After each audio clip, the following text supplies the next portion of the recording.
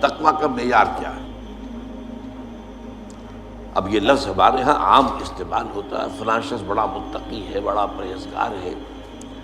تقویٰ کا کوئی نہ کوئی تصور ہر شخص اپنے ذہن میں رکھتا ہے۔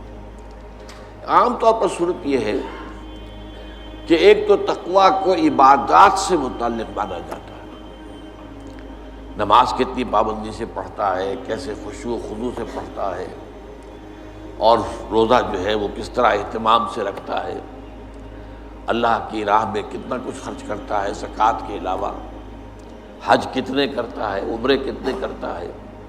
اب یہ تمام چیزیں گویا کہ ہمارے ہاں تقویٰ کا ایک پیمانہ ہے۔ یا پھر کچھ ظواہر ہے، لباس ہے، وضاقتہ ہے، لباس جو ہے وہ شریعت کے اصولوں کے مطابق ہو، زیادہ سے زیادہ اتباع رسول کا اس سے اظہار ہو سکے، وضاقتہ اپنی جو ہے شکل و صورت میں زیادہ سے زیادہ رسول کی سنت اور اتباع کے مطابق ہو، وغیرہ وغیرہ۔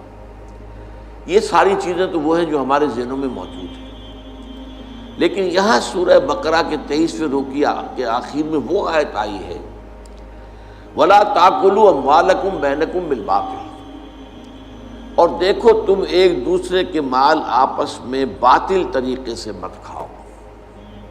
کیا مراد ہے؟ دنیا میں ظاہر بات ہے ہم زندگی گزارتے ہیں، لین دین تو ہوتا ہے نا۔ آپ گئے، آپ نے کچھ پیسے دیے، کوئی چیز خریدی، اب بیچنے والے نے اگر دھوکہ دیا ہے تو جو پیسے آپ نے اسے دیے وہ اس کے لیے حرام ہو گئے۔ اگر اس نے اپنی اس شے کا نقص چھپایا ہے تو اس نے اپنے اوپر اس آمدنی کو حرام کر لیا۔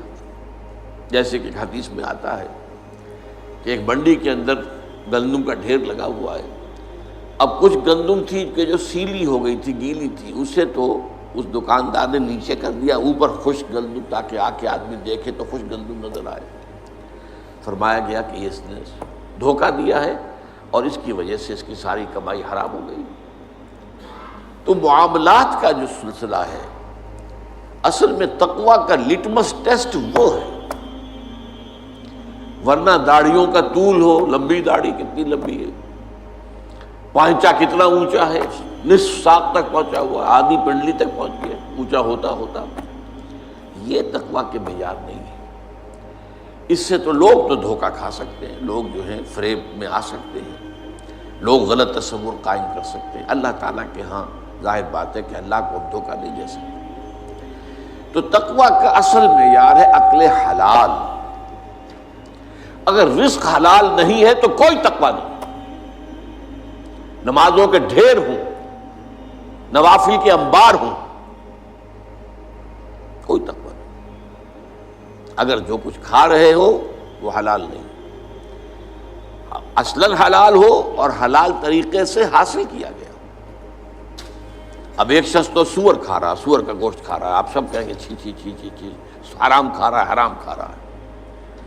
ایک شخص کھا تو رہا ہے بکری کا گوشت، لیکن وہ اس نے خریدا ہے کسی کی جیب کاٹ کر، تو کھا تو رہا ہے اصلاً وہ شے کہ جو جائز سے حلال ہے، حرام کھا رہا ہے، اس لیے کہ وہ اس نے کمایا کس سے ہے؟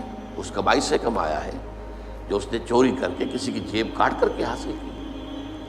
تو اس طریقے سے حرام کا سلسلہ بڑھتا چلا جاتا ہے۔ ایک شخص دے رہا ہے پہرا، لیکن کہاں دے رہا ہے؟ ڈاکوؤں کے ڈیرے پر، تو ظاہر بات ہے کہ وہ جو کمائی کر رہا ہے حرام کر رہا ہے۔ ایک شخص پہرے دار بنا کھڑا ہے، گارڈ ہے بینک کے دروازے پر، تو حرام ہے، کام غلط کر رہا ہے۔ اس اعتبار سے ویسے اس مسئلے کو اگر آپ بڑھاتے چلے جائیں گے تو آخری بات جو میں کہا کرتا ہوں ذرا کان کھول کر سن لیجئے۔ ایک ایسے ماحول میں جس میں دین حق غالب نہ ہو بلکہ باطل کا نظام ہو، سانس لینا بھی حرام ہے، الا یہ کہ یہ سانس لینے سے جو قوت پیدا ہوئی ہے، انرجی، آکسیجن اندر گئی ہے نا، اسی کو تو ہم جلا کر انرجی حاصل کرتے ہیں ہمارے مسل سے، یا یہاں پہ جو غذا کھا کر قوت پیدا ہوئی ہے اگر وہ خرچ ہو رہی ہے اس کا اکثر و بیشتر اس نظام باطل کو ختم کر کے نظام حق کو قائم کرنے کی جد و جہد میں، تو جائز ہے۔ ورنہ سانس لینا بھی حرام ہے. لو سانس بھی آہستہ کہ نازک ہے بہت کام. آفاق کی اس کارگہ شیشہ گری کا.